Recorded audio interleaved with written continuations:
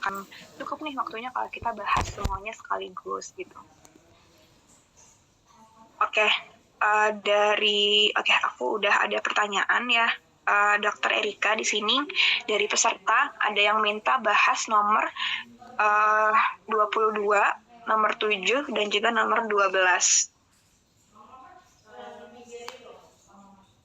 Mungkin dari nomor 22 dulu. Nah, ya itu. Oke. Berikut dok ya untuk soalnya. A 67-year-old man in the operating room undergoing a hip replacement. There is going along uneventfully and there is no indication of acute blood loss. Suddenly the patient develops SVT. Kemudian intravenous adenosine is administered and within 15 seconds the ECG shows normal sinus rhythm. What is the most likely explanation for this normalization of the ECG? Nah, jawaban yang benarnya B. Nah, mungkin Dr. Erika bisa bantu jelasin nih dok, kenapa sih jawaban yang benarnya itu B dan kenapa yang lainnya itu jawabannya salah. Silahkan dokter. Oke, terima kasih. Oke, ini kalau aku lihat sekilas kayaknya soal-soalnya tuh susah-susah ya. Saya nggak tahu nih teman-teman tuh bisa nggak ya? Saya nggak tahu metodenya pakai apa. Kayaknya mikir susah soalnya susah kayak gini pakai bahasa Inggris lagi ya. Mungkin nggak terlalu terbiasa juga gitu. Nah ini kalau misalnya dilihat dari keywordnya ya. Jadi sebenarnya kan apa sih penyebab dia bisa normal lagi gitu ya EKG-nya. Padahal dia sebelumnya SVT. Dia sih ada bilang dia pakai adenosin dalam terus 15 second terus akhirnya dia kembali ya ke normal gitu. Oke, kalau dilihat dari pilihannya, development of hypotension, improve automaticity in the AV node, increase in conduction velocity, enggak ya, shortening of the refractory period, and arrhythmia normalize spontaneously. Kayak kalau arrhythmia normalize spontaneously ini agak susah nih, soalnya maksudnya susah ditentukan, soalnya pasiennya sih udah tua emang gitu ya, jadi 67 tahun. Kalau dibilang resolve spontan, kita nggak tahu komorbidnya apa, tapi kalau 67 tahun, anggaplah dia punya komorbid kardiak ya, entah apapun itu. Dan bisa aja sih komorbid kardiak ini balik ke normal, tapi ya kayaknya bukan itu yang dia inginkan dari soalnya nih. Maksudnya tidak sesimpel itu gitu ya. Harusnya pasti ada ada penjelasan gitu, lebih keterangan lebih lanjutnya kalau misalnya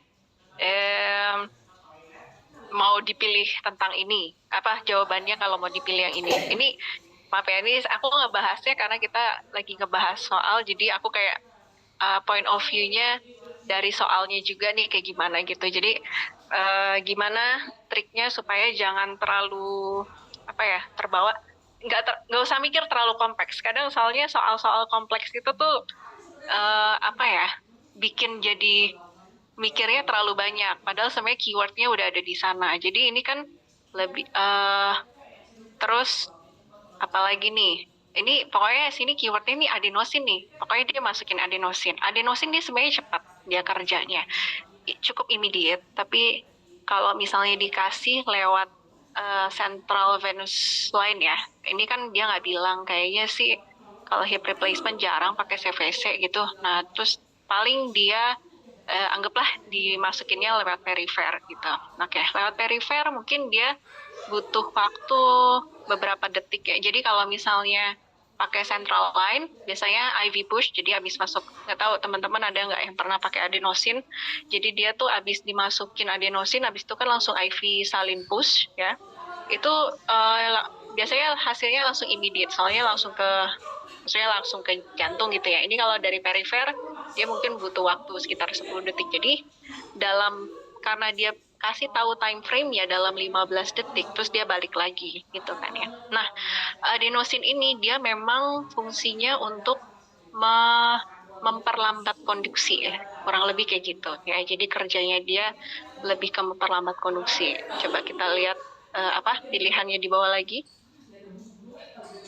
Nah, kalau misalnya kan kerjanya adenosin buat memperlambat konduksi. Berarti C kita bisa eksklusi ya, increase in conduction velocity. Kalau increase conduction velocity ya otomatis harusnya heart rate-nya lebih cepat. Ini padahal ini dia dari supraventricular tachycardia alias pasti dia minimal 150 kali per menit, terus dia balik lagi nih ke normal.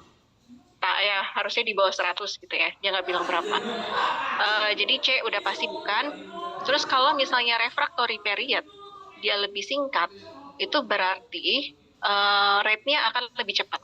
Ya, jadi ini sebenarnya cuman permainan kata-kata dan istilah. Jadi kalau misalnya shortening of the refractory period itu mirip dengan yang C. Jadi sebenarnya D itu juga salah. Nah, terus kalau development of hypertension, adenosin bisa aja gitu ya. Tapi kalau misalnya dia fluidnya agak, jadi maksudnya fluid statusnya agak rendah gitu ya, alias dengan penurunan rate itu bisa mempengaruhi cardiac output juga gitu ya. Dia akan membuat hypotension, tapi hypotension ini bukan menjadi penyebab normalisasi dari elektrokardiogramnya gitu. Jadi sebenarnya ya makanya ujung-ujungnya yang B inilah yang benar gitu. Cukup jelas nggak nih? Mudah-mudahan jelas ya. Kalau bingung kasih tahu. Kita kalau misalnya soalnya susah kita bisa pakai metode eksklusi sih ya. Jadi biar kayak kayaknya ini enggak gitu. Paling gampangnya kayak gitu cara kita ininya gitu. Ya dokter, berarti gitu ya dok ya, bisa pakai metode eksklusi. Dan kalau aku lihat emang kalau anestesi itu fisiologi banget ya dok. Betul. Dan harus paham semua sistem organ banget sih, memang. Jadi memang basicnya ini selain anatomi fisiologi, kita juga harus paham farmakologi di obat-obatan, apalagi obat-obatan emergency kayak gini nih. Apalagi ya, sama fisika gitu. Ya, anestesi seru dan kompleks banget emang dok. Menantang. Bagi teman-teman yang suka tantangan, silakan. Cocok di anestesi. Iya, untuk peserta IPASIS ini karena ikut TO pasti udah tertarik. Aneh sih dok. Mudah-mudahan. Semoga tidak menyesal ya. Ya, jadi jawabannya B ya dok ya? Yes, oke. Tadi nomor berapa lagi? Minggu, kalau misalnya teman-teman masih ada yang bingung, silakan ya, nanya aja lagi, follow up question boleh ya. Sambil kita lanjut mungkin ya. Oke, ya kalau mau ada yang ditanya lagi masih bingung, boleh banget untuk dokter sekalian, serta bisa langsung chat Zoom aja. Tadi next ke nomor 7 dok. 7 ya, 7 tuh. Disclaimer juga, aku juga mohon maaf nih, aku juga kayak baru lihat soal-soalnya, jadi kita sambil ngebahas sekarang ya. Mana tahu aku juga nggak tahu. Sekaligus belajar lagi dok. Iya, refreshing lagi. Oke, 22 tahun, right, kripto. Oke, jadi jari kaki ya, jari kakinya sakit, dia habis kejengkal. Terus akhirnya ceritanya ini ya, bruising ya, apa tuh? Ya kebiruan lah ya di jari kakinya. Oke, karena bengkak, jadi dia ditaruh dry ice. Pinter banget pakai dry ice. Oke, taruh di small plastic bag, taruh di sock, terus dari slippers through the night. Next day had increased pain in his toe. Wah, dibiarin ini semalaman. Oke, lanjut. Heart rate 102, temperatur kayaknya normal ya kalau Fahrenheit sih gitu. Blood pressure, stress RR oke, ya segitu. Nggak terlalu ini. Subcutaneous, areas of subcutaneous tissue death at the right distal foot, including the grade toe, areas of blue-gray discoloration, edema, and small hemorrhagic blistering. Ya, kayaknya sih gara-gara ininya ya, ditaruh dry ice semalaman di situ. Dry ice ini kan ini ya, sangat dingin sebenarnya ya. Kalau udah warnanya begitu, blue-gray discoloration, kemungkinan udah ischemic banget. Nah, karena dia kan complaints-nya adalah increasing pain.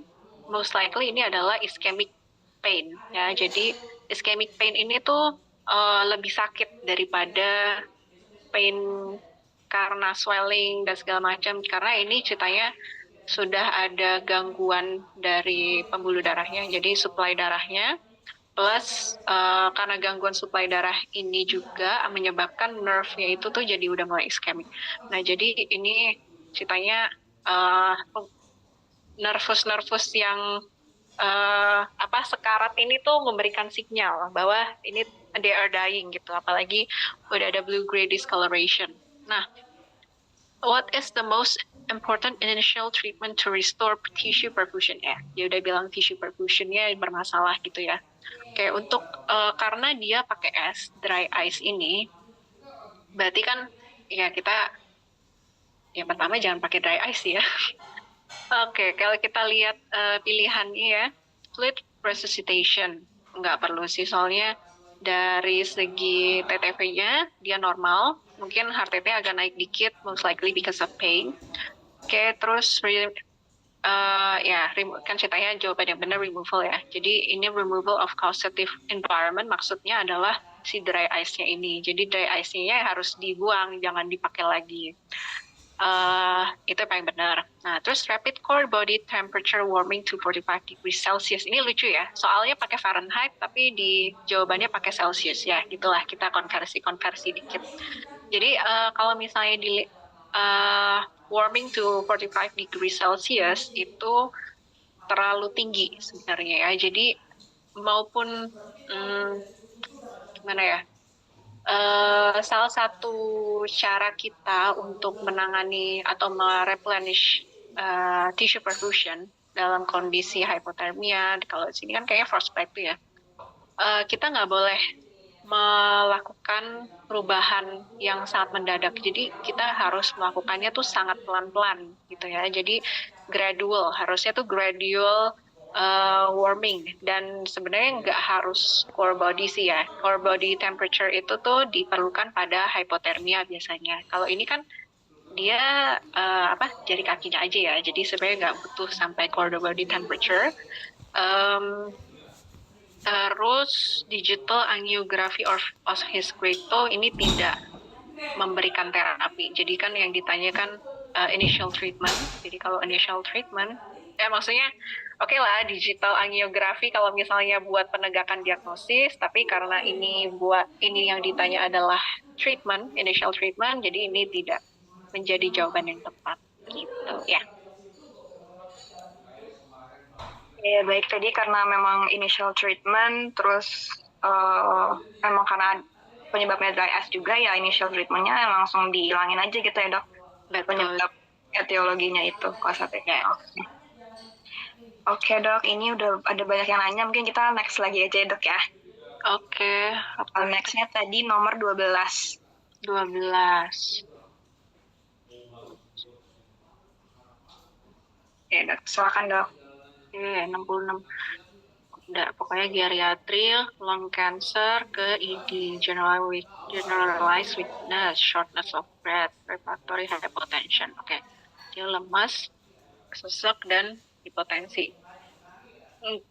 Oke, terus dia tiba-tiba granule seizure, terus dikasih 2 mg lorazepam.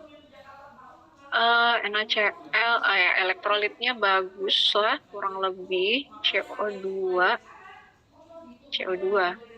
MEQ per lit. Bun 35, kreatinin 1,5 ya, agak naik. Magnesium, oke, agak naik. Ionis kalsium rendah ya, fosforus 7,6. He's intubated of severe weakness and has been started for non-epinephrine infusion. What is the most appropriate next step of this patient? Oke, pilihannya apa ya? Nah, ini nggak bisa ya, aku ya udahlah, jawabannya langsung ada di sini. Oke, jadi ceritanya kalau dari labnya ini, yang paling signifikan ini adalah kalsiumnya. Ionized kalsium ini sangat rendah ya, jadi 0,6. Saya lupa normalnya, pokoknya kurang lebih 1 gitu ya, setahu saya. Ingat-ingat saya. Jadi ingat, kalsium serum dengan kalsium ion itu berbeda ya. Jadi kalsium serum itu tuh dipengaruhi juga sama si kadar albumin gitu. Nah, di sini kan nggak dikasih tahu nih kadar albumin berapa, dia langsung kasih tahu kadar ionized kalsiumnya gitu. Nah, jadi kan makanya lihat namanya dia ceritanya kejang nih, general weakness kejang. sesak juga. Oke lah, dia kan cancer gitu. Lung cancer ya, udahlah, shortness of breath. Nah, yang kita lagi bingung adalah kenapa dia lemas, terus dia kenapa hypotension, dan kenapa dia kejang gitu. Semua yang kejang kita harusnya cek buat semua penyebab ya, dalam artian apakah dia elektrolitnya ada permasalahan, GDS-nya apakah juga ada permasalahan. Di sini nggak ditulis ya, nggak ditulis. Terus kalau hypotension kan IV fluid dan segala macam ya. Tapi ini ceritanya yang dijeberin adalah si elektrolit sama CO2 sama fungsi ginjal. Fungsi ginjal emang ya udah tua sih, jadi kreatinin segitu ya udah gitu ya, masih ya wes gitu. Terus ya dari semua yang elektrot ini, magnesium memang agak naik dikit, tapi masih nggak yang bikin kejang. Tapi yang most likely bikin kejang adalah si kalsium ini yang sangat rendah. Oke, jadi kalau misalnya dilihat furosemide infusion, harusnya enggak, karena apalagi dia udah hipotensi. Jadi out of question sih ya, furosemide dia nanti bikin makin hipotensi. Terus biasanya furosemide itu dilakukan kalau misalnya kaliumnya naik gitu ya. Kadang itu menjadi salah satu terapinya karena dia mengeluarkan kalium di loop of Henle-nya ini.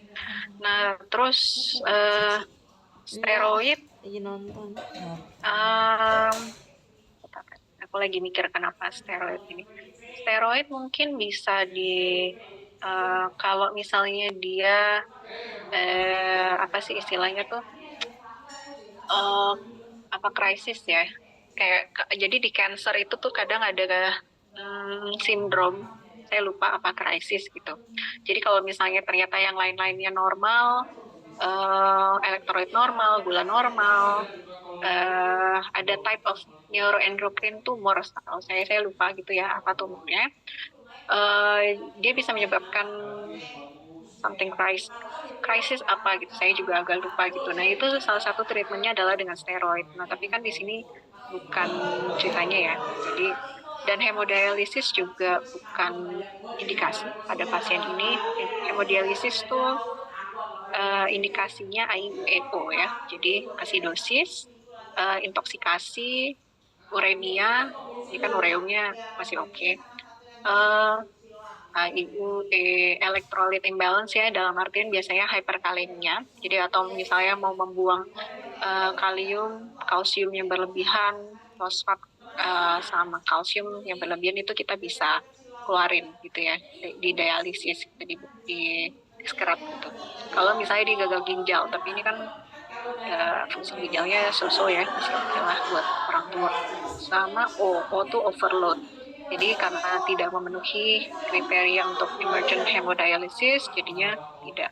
Nah, jadi yang tadi saya bilang, karena kalsiumnya ya, most likely sih karena kalsiumnya yang terlalu rendah ya, jadi harus dikasih IV kalsium. IV kalsium supplementation itu tuh ada kalsium gluconat sama kalsium klorida. Yang paling banyak ionized kalsiumnya itu sebenarnya kayak kalsium klorida ya. Dua-duanya sih sediaannya 1 gram, saya nggak tahu. Tapi untuk ionized fractionnya itu tuh lebih tinggi yang kalsium klorida dibandingkan gluconat. Jadi kalau misalnya gluconat biasanya butuh waktu lebih lama untuk mengkoreksi gitu.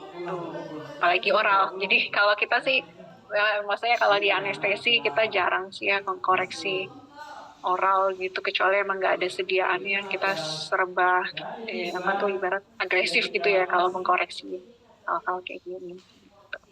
Oke, kurang lebih kayak gitu. Semoga cukup jelas.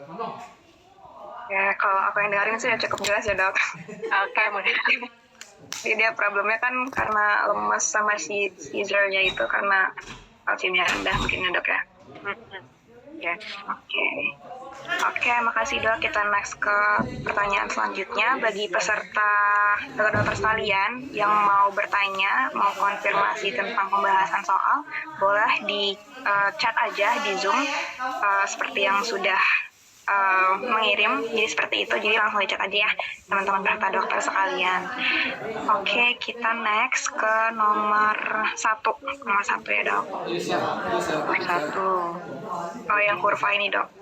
Ya, silakan dok. Kurva. Oke, ini kurva with reference to the Venus return curve. Oke, Venus return curve, reload ya, sama which of the following is incorrect. Wah, harus dilihat satu-satu. Ada A, B, C, D, E, cardiac output Venus pressure. Oke.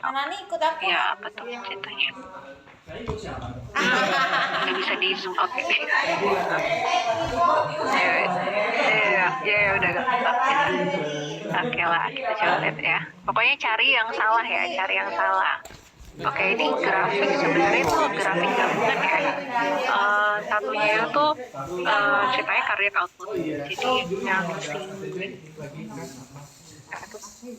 yang melengkung ke kanan ya, melengkung ke kanan warna hijau sama warna yang ada tulisan normal ya. Itu tuh grafik cardiac output. Ya, terus kalau yang downslope ya, yang ada garisnya di sini, nah itu tuh Venus pressure, alias kalau menggambarkan preload ya, preload tuh berarti darah yang masuk ke dalam, kembali ke dalam jantung. Yes. Like is the effect of including or decreasing Venus pressure, portion of the like this, the effect of arterial vasodilation, blood torsion of the curve represents maximum cardiac output as Venus return is increasing. Measure external curve to the 30 is the curve might is equilibrium point. The Venus to provide enough vision at given pressure as matched by the apa tuh ya, yang bagian B-nya lagi, ada bawahnya lagi. By the ventricle's ability to pump that return when distended to that pressure. Gila, panjang ya kalimatnya.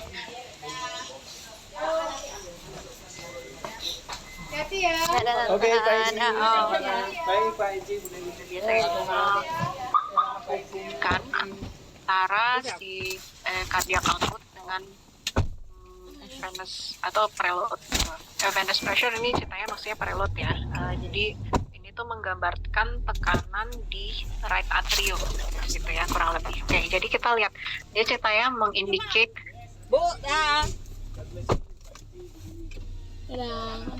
anak-anak udah tidur nih. Para Asyar udah bebas tugas Asyar. Dia kan temani Asyar sampai pulang. Thank you. Lumayan spesial gitu ya, dalam artian dia kalau misalnya dikasih beban yang load cairan loadnya dalam artian cairan ya, yang lebih besar, karena load ini bisa macam-macam. Tapi ibarat inilah, kalau misalnya dia dikasih cairan lebih banyak, karena kan kita ngomongin preload ya, berarti dia Siapa namanya? Cairan atau darah yang masuk ini kita masukin nih lebih banyak, dia bisa merespon gitu ya. Meresponnya dalam artian dia bisa memberikan cardiac output yang lebih besar gitu.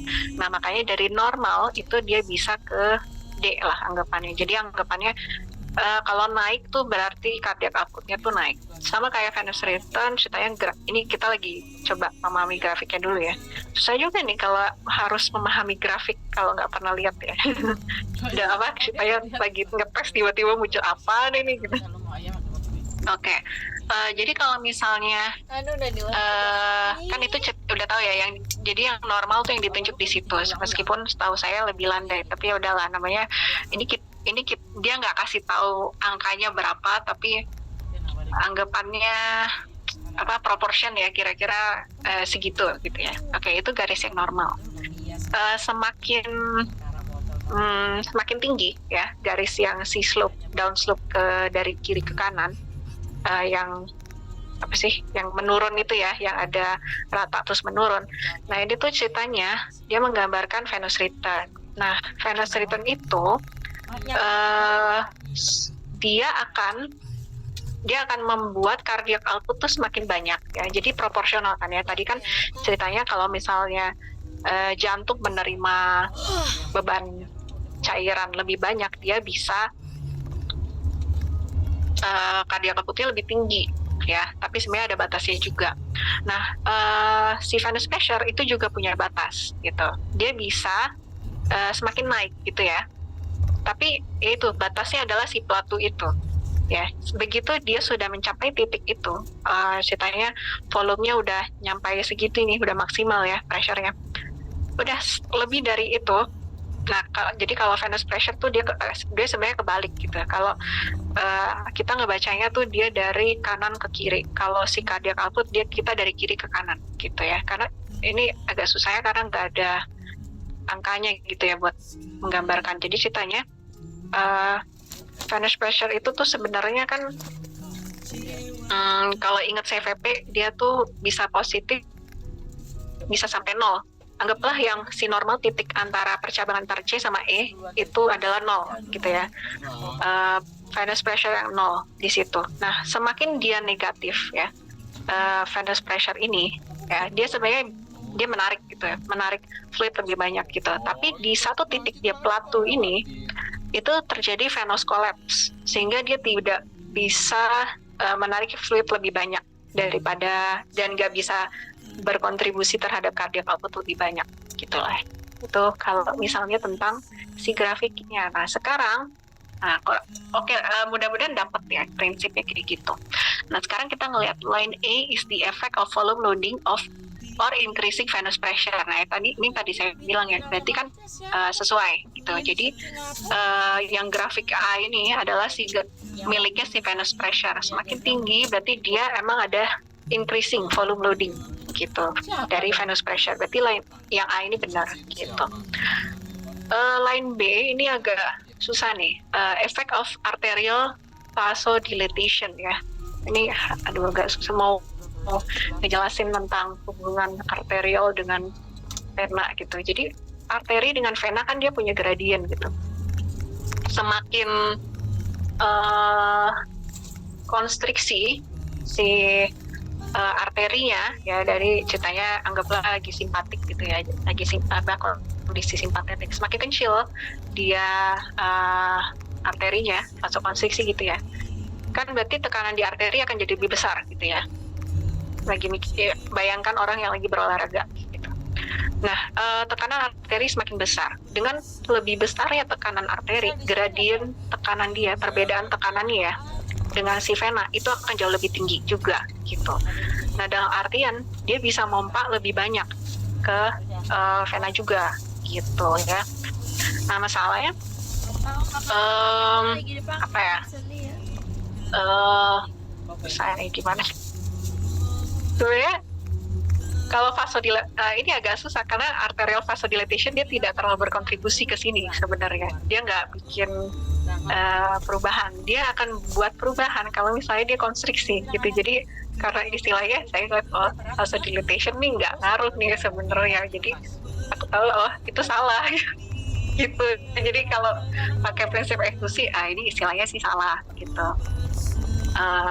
Terus flat portion of the curve C represent maximal cardiac output as venous return is reduced. Nah itu ya, jadi yang tadi saya bilang daerah platu itu ya, itu adalah si maksimal mungkin ya. Jadi mau seberapa melebihi dari pressure-nya, mau melebihi dari itu nggak akan berubah cardiac outputnya ya, segitu aja, nggak bakal lebih, nggak bakal kurang gitu. Jadi itu yang C benar ya.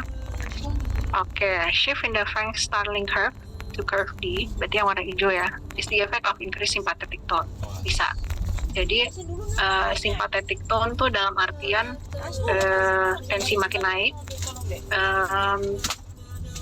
heart rate juga makin naik gitu ya, kontraktilitas juga naik. Nah, akhirnya berarti cardiac output jatuhnya jadi lebih naik gitu kan ya, pada kondisi yang simpatetik gitu. Nah, dalam kondisi simpatetik untuk Frank-Starling curve dia akan geser ke atas agak kiri dikit gitu ya. Itu kalau misalnya kita ngeliat ke grafik maksudnya adalah itu. Ini susah karena nggak ada angkanya nih.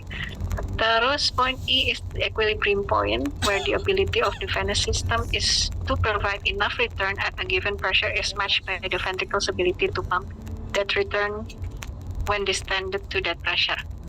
Ya intinya benar sih. Ini ceritanya ini jadi pertemuan antara si kurva Frank-Starlingnya si dalam kondisi normal ya. Jadi maksudnya tidak terstimulasi ya, dalam resting state lah ya. Resting state ini pertemuannya dengan nanti dia juga ada si venous pressure ya. Jadi kan pertemuan antara si cardiac output dengan venous pressure yang si garis C ini ya, itu ini adalah di venous pressure di 0 gitu ya. Jadi tidak ada gradiennya antara ini. Jadi dianggapnya itu adalah si equilibrium state gitu, resting state.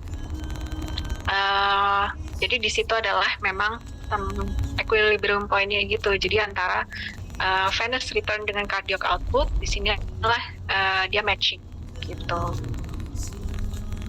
Ribet ya, mohon maaf. Kayaknya takutnya banyak yang nggak bingung. Tapi boleh nanti kalau further readingnya mungkin bisa baca guide atau apa ya, internet kayaknya banyak. Itu baca tentang cardiac output dengan preload atau venous return pressure gitu. Ya dok, lumayan complicated banget dok. Ya karena memang kalau saya nih grafik yang mungkin tidak terlalu lazim diketahui gitu kalau misalnya nggak pernah lihat. Oke, tapi kalau dari jawaban sendiri, walaupun yang vasodilation-nya harusnya vasoconstriction, mungkin ya dok, mungkin yang paling dekat itu kali dok yang B ya dok ya? Yes. Oke. Ya mungkin nanti bisa di-review lagi fisiologinya. Iya, fisiologi susah ya. Basic banget soalnya. Ya, kita next ya dok ya. Nomor tadi 1 udah ke nomor 17 mungkin Min. Oke, silakan dok. 17, mother brings her unconscious 14-year-old son ke 14 tahun ke ID, unresponsive, RR-nya rendah, abusing her prescription diazepam. Oh ya, karena itu. Oke. Ya, jadi diazepam ini kan benzodiazepin ya. Nah, benzodiazepin ini antidotumnya adalah flumazenil. Benar nggak jawabannya? Ini dari pilihannya. Iya, begitu deh. Langsung aja ya dok. Iya, jadi ya karena si kata kuncinya adalah dia abusing diazepam. Nah,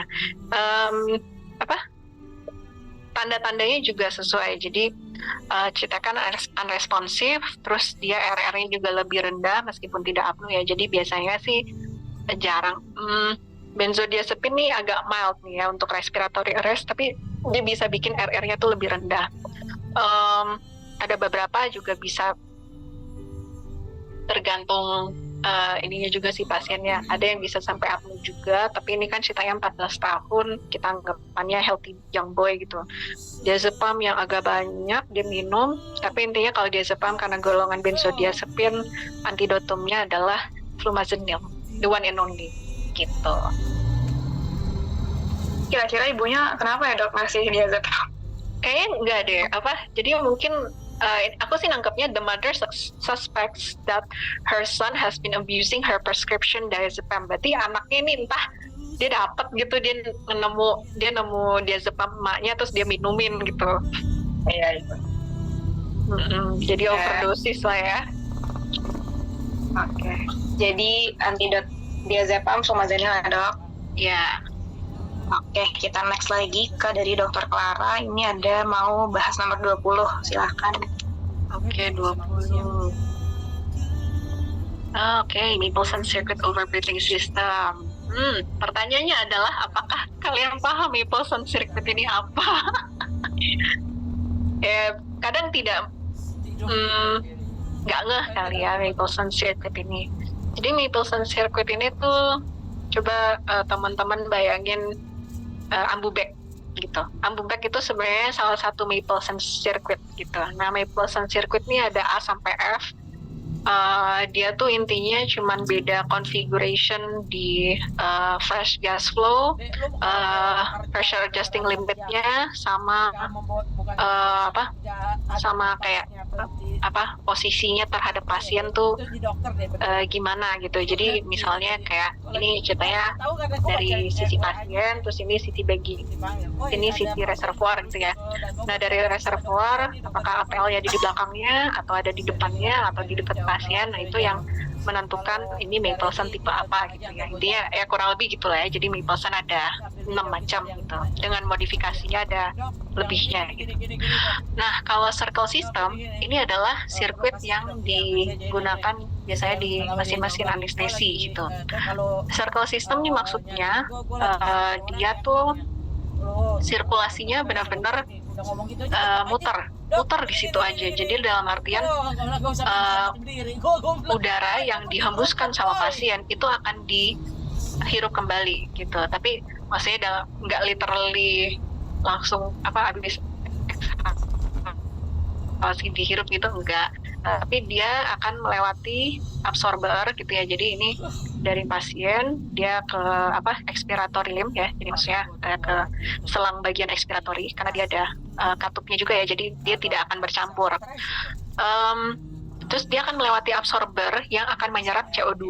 Nah, dari udara yang habis dari absorber itu akan kembali lagi ke pasien gitu ya. Nah, jadi dalam segi efisiensi hemat gitu ya, ini circle system tuh superior banget gitu. Tapi dalam kompleks itu kompleks banget sebenarnya ya, dibandingin Mapleson sih dia akan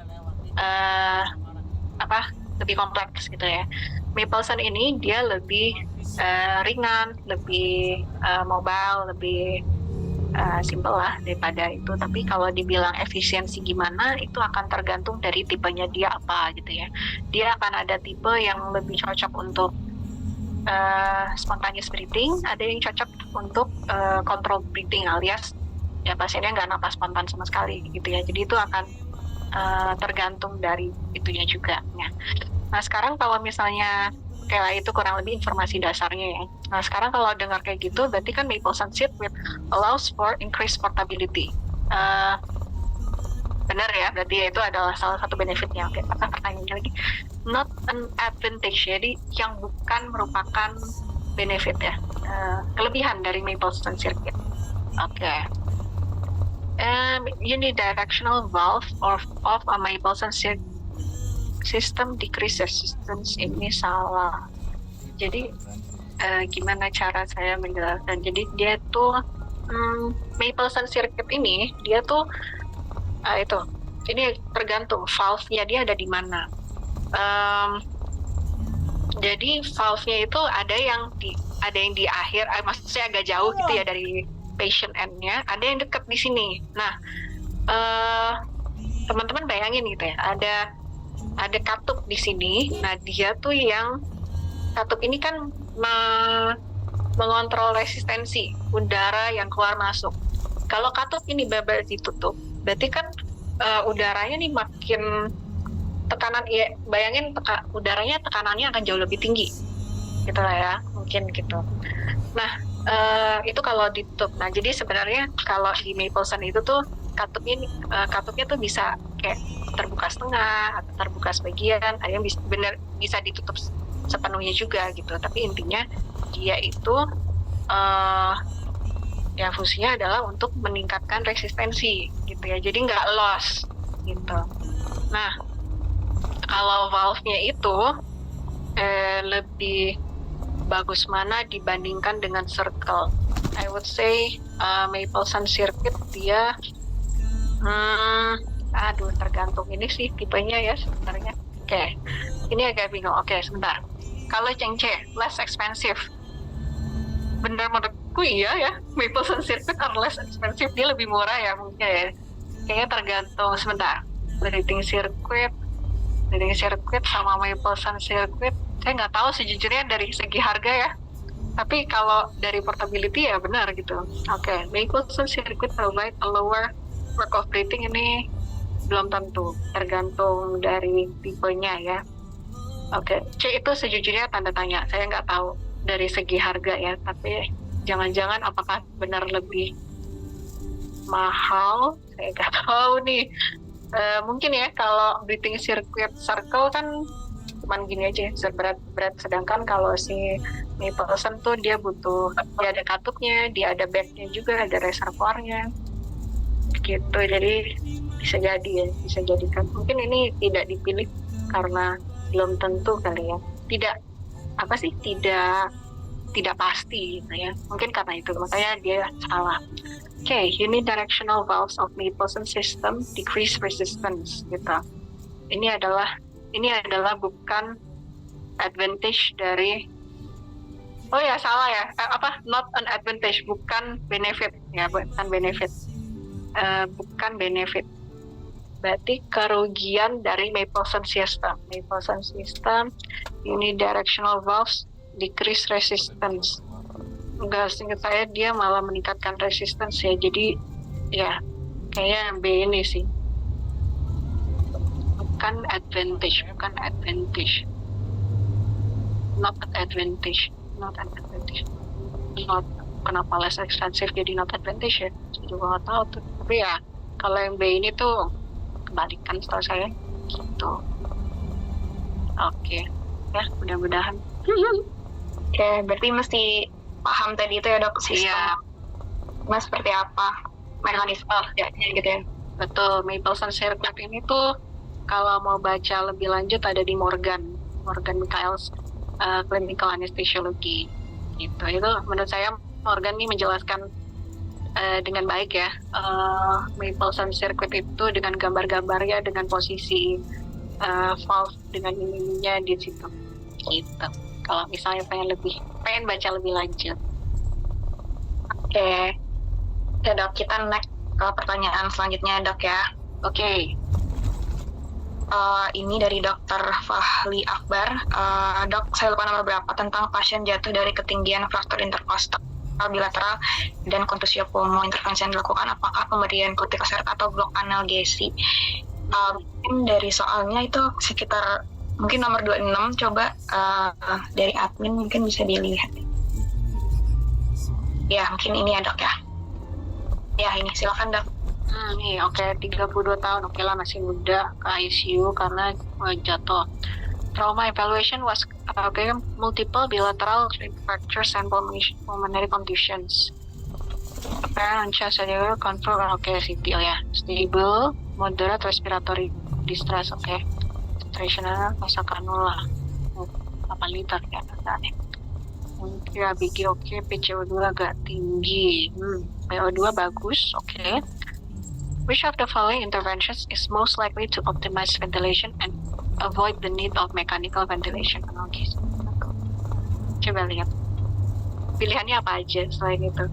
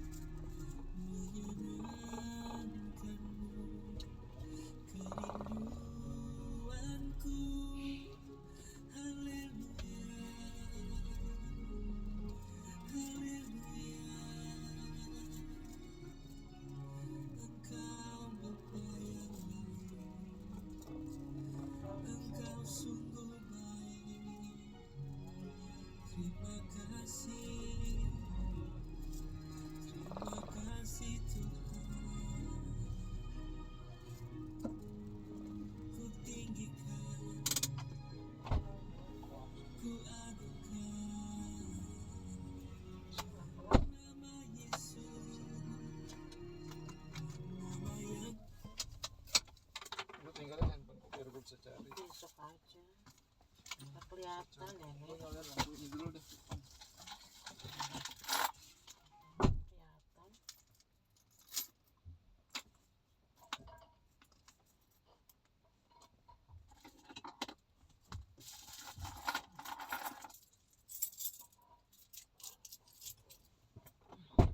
Dek, ayo deh lu ngapain dek? Apa? Cuci rumah.